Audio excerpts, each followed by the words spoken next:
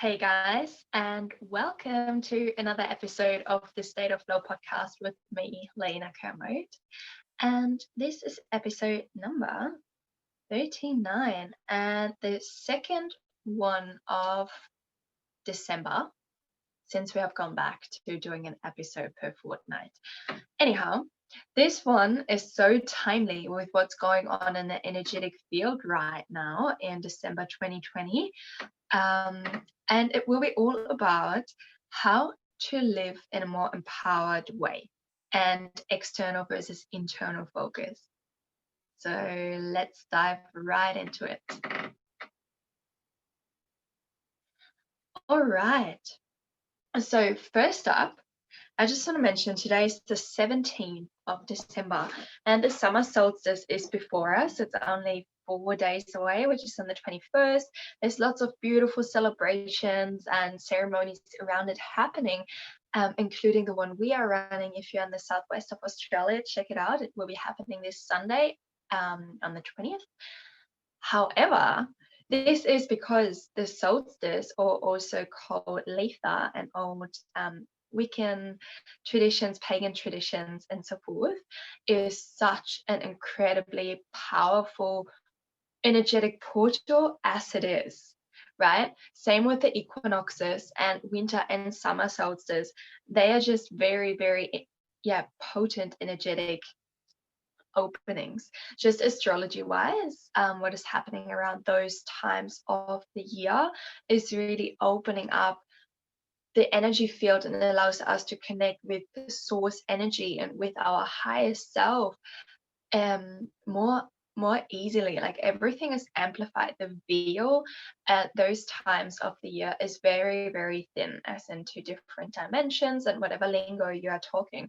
So, and this is timely with the current episode because right now really is the time to live intentionally, to put intention into your everyday, into how you're investing your time, how you're spending your time day by day, because literally right now is such a potent time to manifest really what you desire, the life that you want, to really step into your empowerment and live as your highest self. And right now is this really incredibly potent time to take to shed what's no longer needed and take relevant action steps to become the person you want to be.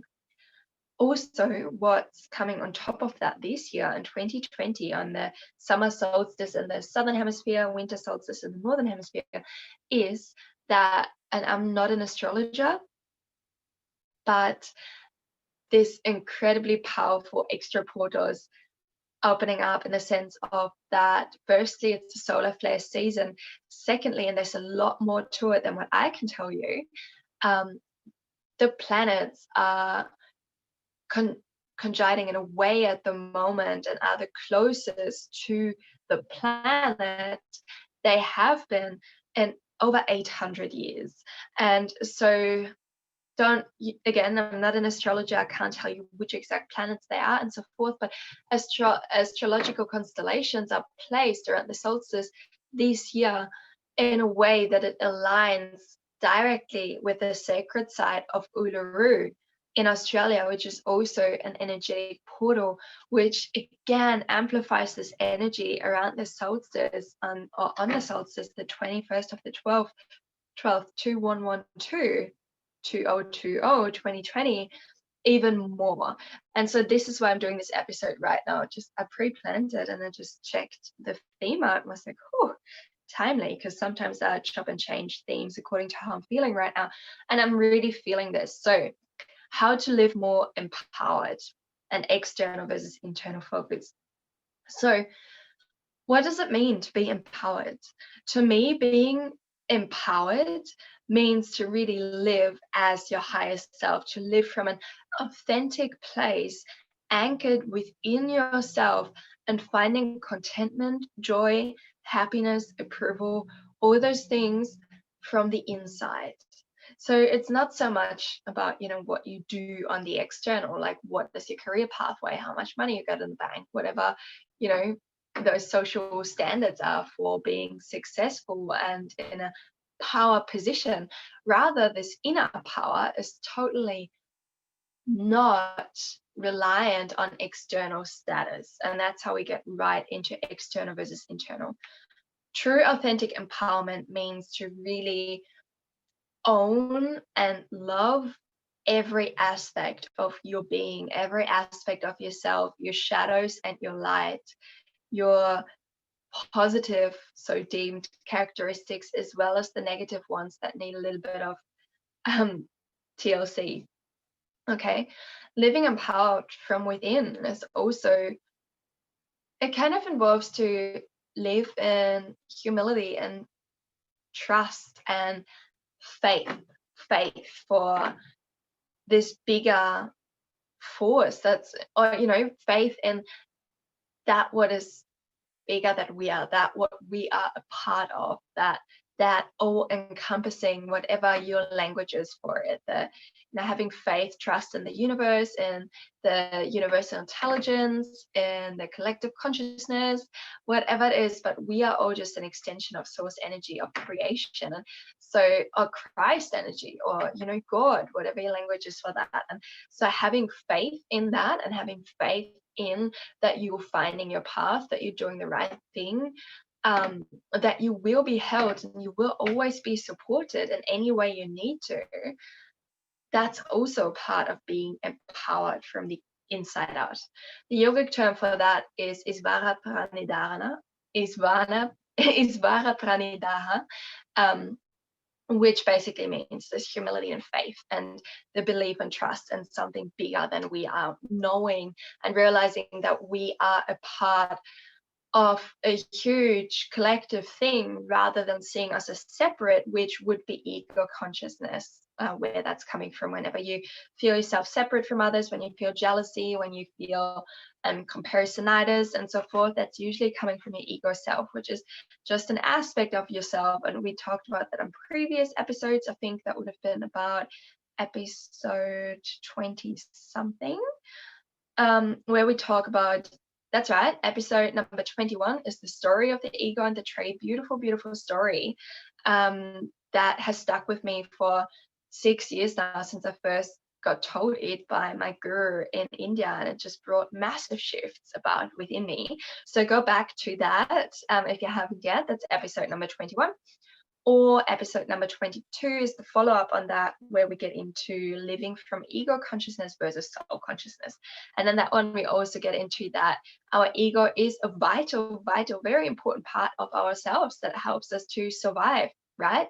But not to thrive. And therefore, our ego needs to be integrated. It does not need to, you don't fight it to the death, because it's a part of you, right? And it's a vital part of you, because without ego, aka without sense of self, you're just not going to make it anywhere.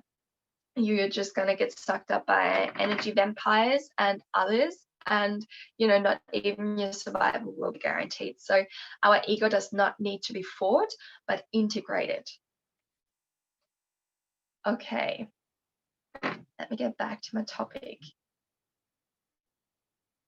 External versus internal focus. What does that have to do with living more empowered? Well, like I mentioned before, true empowerment comes from the inside, and it has nothing to do with your status in this 3D world, with your career, with your job status, with your relationship, with who you are in the external, or those roles we identify with. Empowerment comes regardless of that, from the inside, from just being a sentient sovereign being and standing in our own power, of our own beingness, of our own sacredness, of the realization that we are a divine part of nature. And what helps us to get there and really realize that is, and live from that and act from it and make choices from it that are going to bring us into our flow, maintain our flow, that are serving our highest good and the collective highest good, is if we act from the inside out. That's been such a relevant theme in our yogic path immersion that I'm running in person in the Southwest a few times a year, as well as there will be an online version coming up next year, 2021. Stay tuned. But yeah, it was a huge part of that immersion too, because yoga is the path to self, to self-expansion, to self-realization, and therefore it's a path inward. inward deep down and not outward wide. And basically in that emotion, I've been talking about how when we are out there, when we're diffusing our focus into the external world, so we're living with an external focus, we don't have a place of inner anchoring and inner grounding. Basically imagine like if you're living externally orientated, it's like you open your eyes in the morning and it's like all the energy that you are housing is leaving your body temple and it's going out there, which means like there's nothing back home in the body temple for you to check in with, for to take stock, to take in life, because all your energy is out there, like on your Facebook feed, on your partner's mood and how you're reacting, like how your boss has been talking at work or whatever it is, or how you've been going with clients and what do they think about me, and maybe I should wear this because that's more appropriate for this and that. You know, like always living externally orientated means that we direct our actions and redirect our actions according to what we see on the external to be appropriate. Okay, so as in like, seeing this person do this on Instagram, so maybe that's the path I should be going down to, which is coming from those, you know, they are manufactured golds. They are basically borrowed golds. They're therefore not authentic and not yours, and therefore you will struggle to achieve them because they don't actually feel true to you. So instead of living with this external focus, we want to come to this internal focus point where we check in with how we are feeling on the inside, checking in with our 3 dantians, as they are called in martial arts and Chinese medicine, or the 3 major energy centers of your body, or the 3 brains of your body, which is your mind, your heart, and your gut or your womb. Or, you know, it's also called hara, which is basically this whole lower belly energy center for male and female who don't have a womb. For male if you don't have a womb, and female, right? You know what I'm saying. So anyhow, when you tune in with those 3 energy centers as you start your day and as you conclude your day, and basically every time before you act out on an important or unimportant decision. So for example, external focus would be, oh, I'm seeing this person do this on Instagram and that's their marketing strategy, or this is who they're working with, I should do that too. And because I see it over there and it works for them, so I'm going to do it too. And you follow that example, follow that through, and you might actually find you have a really hard time. That's external focus. Versus same situation with an internal focus would be, oh, wow, okay, this is how this person is doing that on Instagram. That almost makes me feel, it makes me feel like I really want to do that too. But let me go in and check in first. And that's where you go to your internal realms, and you might sit and breathe and close your eyes and just take a moment to feel into that decision before making it, where you check in with your mind, your rational, is it rational, is it logical, does it make sense to you, is it therefore a yes or no from your mind? Great. Then check in with your heart space, with your emotions around it. How does it feel to you? Does it feel positive, does it feel negative? What emotions does it bring up when thinking about making that decision? Is it a yes or a no from your heart space? And then you want to check in with your gut, or your lower dantian, your hara, your womb, and check in, how does it feel from my womb center, from my creation center, my sex center, my also intuition center, if you if you use your gut as for the seat, gut feeling seat of intuition as your analogy for the third dantian. That's up to you. So check in with that 3rd lower center, and realize, okay, how am I feeling around there? Do I feel easy or uneasy when I think about this decision? And then based on that, based on those 3 centers and how you feel in them when tuning into this decision you're about to make, you then know if it's the right decision for you or not. And so with this Instagram example where you about, oh, this is how this person is doing that, I should do it too because it works for them and it looks good and people seem to like it, so I'm going to do it. But then you check in with your 3 centers and you're like, well, your mind says, yeah, it makes sense because it works for them, so it's obviously a proven strategy, so you might as well. But then your heart says, Kind of just doesn't feel right to me. It feels icky, or it feels like that's just not me. This is not how I put myself out there. This is not how I would talk. This is not how I like to do business or portray my art or whatever it is. This is not actually feeling rewarding to me. It feels a bit bland or whatever it is. And then you might check in with your lower center, your third dantian, and maybe that also says, well, actually, yeah, it works for them, but my creativity, my creative energy tickles a fully different fancy of doing things. And then you know that taking on this person's path over there that you've seen on Instagram doesn't actually align with what's in you. And then you tune in with, okay, so if I want to get the same result as what they're doing, how does it work for me? And again, you can do that in meditation, tune into those three centers. Start with what excites your creative, your sexual energy, what feels juicy about that.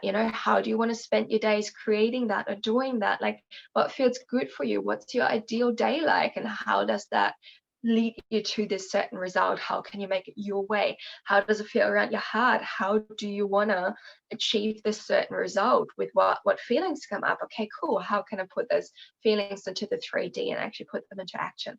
And then check in with your mind and see, okay, so how rational, logical, like how doable is it actually, and combine those three centers. And you want to get a yes from all those three centers, like yes feels aligned, yes feels aligned, yes feels aligned, from your womb, from your heart, from your mind, before you go ahead with that decision. And so I just explained that within kind of 10 minutes, and it doesn't have to take you, it's not a huge process. It depends on what it is. It might be little things like, say, food envy, for example. That would be such a quick one, where external focus would be, oh, everyone is ordering this, so I'm going to order it too. Internal focus would be, everyone's ordering this, maybe I should order this too, it looks really good. But hang on, I'm quickly going to tune in. What am I actually feeling like? And again, tune in with those three centers, and you realize, oh, actually, it looks better than it feels to me right now. Actually, my body is craving something sweet, nourishing, grounding, cooling right now. And then you would follow that and be like, yeah, looks amazing what they're eating, but actually I know what I'm feeling like, and I'm going to follow that. Okay, so there are a couple of examples: external focus versus internal focus, that, yeah, I hope you get the message through. But basically, the more we focus on the inside and focus on what feels right to us rather than what thinks right, get out of the thinking space and into the feeling space. And that will give you not only long-term rewards, but also success. And that's where you start to work smart instead of hard, because this internal focus is what's getting you in flow. Checking in with your three centers constantly opens up your tap. It opens your tap. It opens your tap. Whereas if you focus on what someone else is doing, something in your environment, what's happening, and you act head first, your taps are closed and you're going to keep running into walls. Okay, so that's why this inner check-in, you can do that with one deep breath. Within a few seconds, you can spend hours meditating on it when it's a big decision, and you can literally get downloads based on you checking in with those three centers, telling you what's the right step to take for you right now, regardless of how other people have done it, regardless of what else is going on around you. Okay, so a few practical steps of how to live more empowered with internal focus instead of external focus is: start your day by centering, grounding, and connecting in. Checking in with those three centers, checking in with your body, with your emotions, with your mind. How are you feeling? Where are you at today? And then once you've acknowledged that, you can honor that throughout the day, and you can, kind of schedule your days accordingly, which might not mean to be able to just take the day off, but just make sure you take more time for everything so you don't have to rush if you're actually feeling a bit there from the inside, so your body can recuperate throughout the day, and your mind, as opposed to increasing stress by rushing around, not leaving enough time, over scheduling, and so forth. Okay, another good reference for establishing a really beautiful morning routine that sets you up for the rest of the day and gets you going on a high frequency rather than starting off scattered and low and trying to get your frequency up, which is way harder. You can check out episode number the Flow podcast, which is called Morning Routine One-on-One, which to date is one of the most popular, most downloaded episodes I've produced. So get around it if you haven't yet. Another practical step is practice mindfulness throughout the day. Instead of whenever you feel like your mind is so scattered, pull yourself back into the present moment through experiencing with your five senses, focusing on how's your body feeling on the inside, on the outside. What are you smelling? What are you seeing? How does it make you feel? What are you hearing? What are you touching? What are you sensing? Right? And that's you really experiencing the present moment, which relaxes your nervous system and integrates you into the natural energetic field around you and really recalibrates you and gets you back into your flow. Okay. Whenever we're in flow, we are present. We cannot be in flow without being present. And you can literally become, the more present you are, the more endorsed you are in the nature around you, it can literally get you into a trance state. And that's still your flow. Okay. Another one is take pauses throughout the day. Reset before and after each now moment or endeavor.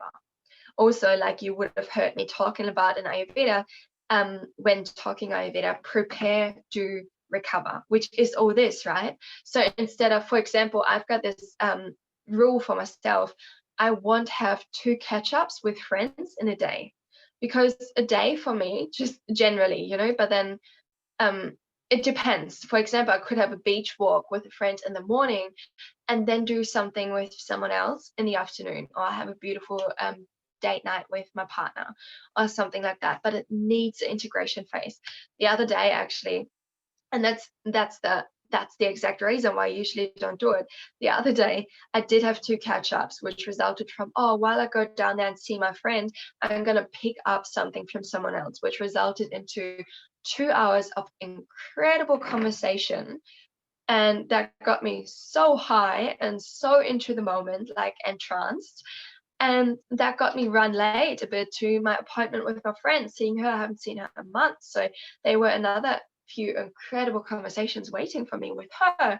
And so I got there, I rushed literally from hanging out with those people first and having incredible deep conversations for a couple of hours to rushing down to see my other friend. I just couldn't be present with her for the first 10 minutes because I was so scattered, and I was literally ripping myself out of this first experience of the day with those first bunch of people, and then dropping myself into the next moment with her. Okay. And so there hasn't been any time for recuperation and integration and pausing and resetting in between, which caused me to not be able to be present with her. Luckily, we caught up in nature close to water, and I'm like, look, I just need to go for a quick dive and get my head under the water and reset because I'm not here right now. And I did that, and that was the reset I needed. And then we had a really, really beautiful, very connected catch up. It was stunning. But that's generally why I don't have like quality catch ups with people, not more than one a day, because I do really want to marinate myself in the experience and really endorse myself in it and take time to reflect on it and see, really feel what I've gotten out of it and just marinate in it, as opposed to ticking things off the list. And then once you've got them all done, you realize, oh, fuck, actually, I wasn't present with any of them because I was so focused on getting them off the list, kind of thing. Right? So pause throughout the day, even between, say, you've had a hectic work day, and then in the afternoon you got something planned with your partner, you're just making dinner, or work versus private life. I do even when I go out, for example, and I come back home from work, sitting in my car, I will sit in my car before I leave it and go home into the next chapter of the day and take a few nice and deep cycles of breath, tune back in with those 3 centers of my body, check in how I'm feeling on the inside, leave behind, like you can literally, I focus on breathing out any stress of the day, any preoccupation of my mind, leave behind the moment I've experienced before, like being at work or being out organizing, getting things, and preparing myself for the new chapter of the day, which will be, okay, cool, now is wind down time, now is private time, now is quality time with my partner. Take a few deep breaths to prepare yourself for that, to recalibrate your energy, and then you move into that next moment of that next energy, that next phase of the day, right? With any small thing you can do that. For example, I'm recording this podcast right now. In a few minutes, I'm going to hit the button and get ready to go for yoga to teach yoga. Before I do that, I will finish all this off and sit for a couple of moments and just take a few deep breaths or stand and re-ground through my feet. Right, okay, podcast energy out, that's done and dusted, recuperate my energy. Now prepare for what I'm going to do. That's right, I'm going to yoga. This is the energy I want to be in. There we go.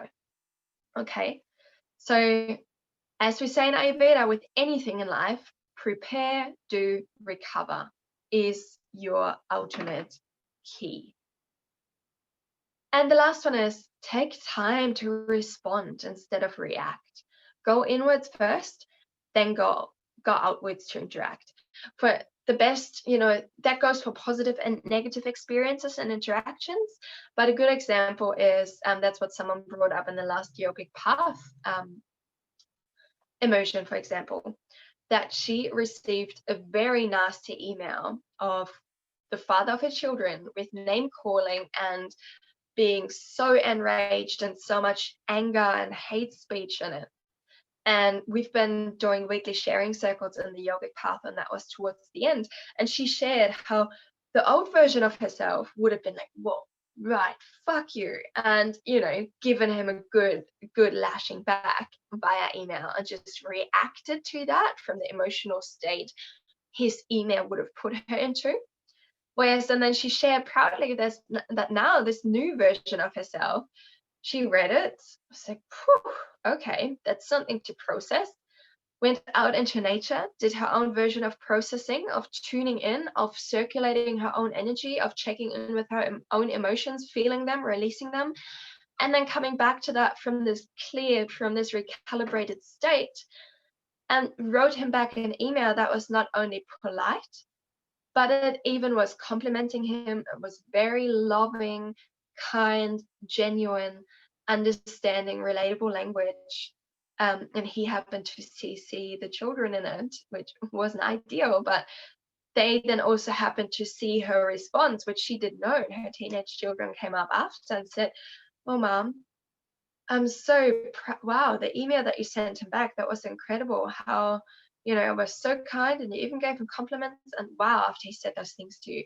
And so that was so incredible witnessing her and that, and her sharing that experience, how she's gone from her previous self would have reacted from this hurt ego victim space, and now she's, instead of being out there externally focused and go, she takes in what's ever happening out there, taking it into the inner temple, processing it, processing the emotions, processing the energy, checking in with the three centers, and forming a grounded and authentic and a truthful response from there. And then you take it out. An analogy I like that I came up with, I think, in the yogic path was that, your body temple, in that sense, that's your workshop, right? Imagine you're doing incredible sculpture work, for example. You take it out into the public when it's finished. You take it out to show the result of this beautiful artwork that you've crafted, but you're crafting it within, right? So say someone, and that's an analogy for any interaction in life, something happens in your environment, someone, says something to you, you're in a situation, whatever it is. Instead of reacting first, because it's not how you work, what you're doing is beautiful handcraft, it's ask, just spitting out a sculpture there. You take the inquiry inside with you, you process it, or you spend time in your workshop to create this beautiful sculpture, and slow living, in a slow, authentic way, craft it together, and then you take it out and present the result. That's external versus internal focus, and internal focus is what you want to live from. Okay, your workshop is within here. That's where you process the emotions in order for you to know what is your best next step and most authentic step to take. And then you take it out there. Okay, you don't jump first and then you think. You are in first, you think first, you process, you feel, you make sense of it, and then you jump. Okay. Beautiful, guys. Thank you so much for joining me here on this episode again. I hope you got a few pointers and a few takeaways from this. Let me know if it resonated. I would love to hear. You can find me on the socials. On Instagram is Lena Kaliyah Ayurveda. It used to be Lena Kermode Ayurveda. I'm just slowly trying to move away from just surname associations in general. So Lena Kaliyah Ayurveda. And you'll find my website as well. which is now slowly rebranding. You still find it under the old address, which was Elevate Mind Body Thrive, but I'm going through a huge integration process within my business at the moment, where I integrate my products, my services, the podcast, the projects I'm doing together with my husband, and we are rebirthing as Earth Medicine Co., which is really exciting, and it'll be so expansive, incorporating a lot more offerings for teens, for adults, all centered around sustainability, slow living, holistic wellness, and inner empowerment. So stay tuned. But so you can find me on my website, earthmedicineco.com. Otherwise, if you want to join the conversation and just find some inspiration around finding a flow state with like-minded people, join us in our free Facebook group, the State of Flow community group. You find the link in the show notes below. Thank you so, so much. If you have enjoyed this episode and you enjoy the content I put out, I would absolutely appreciate a rating, especially an Apple Podcast if you're an Apple Podcast user, as it helps me to get my message out further and allows people who might really need to hear this stuff to actually see those episodes. All right, thank you, beautiful Earthling light beam. Make sure to apply what we spoke of in this podcast episode in this coming solstice. Remember, the energy right now is huge. So live with intent, focus internally, and manifest and take those first few steps, or the next few steps of really becoming the version of yourself that you aspire to be. Ciao for now. I can't wait to see you shine. Okay, my beautiful people, this one was recorded via Zoom for YouTube. I am endeavoring to upload every fortnightly episode in time now on YouTube. Thank you so much for joining me on here, and I see you in the next episode.